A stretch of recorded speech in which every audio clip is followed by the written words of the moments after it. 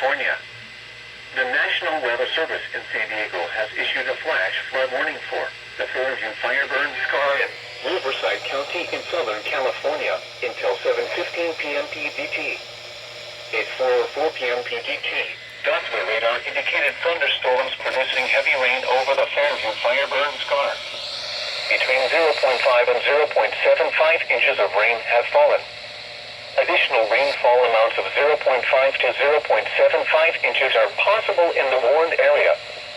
Flash flooding is ongoing or expected to begin shortly. Excessive rainfall over the burn scar will result in debris flow moving through the Fairview Fire Burn area. The debris flow can consist of rock, mud, vegetation, and other loose materials. Hazard: life-threatening flash flooding. Thunderstorms producing flash flooding in and around the Fairview Fire Burn Scar. Source: radar. Impact: life-threatening flash flooding of areas in and around the Fairview Fire Burn Scar. Some locations that will experience flash flooding include Hemet, East Hemet,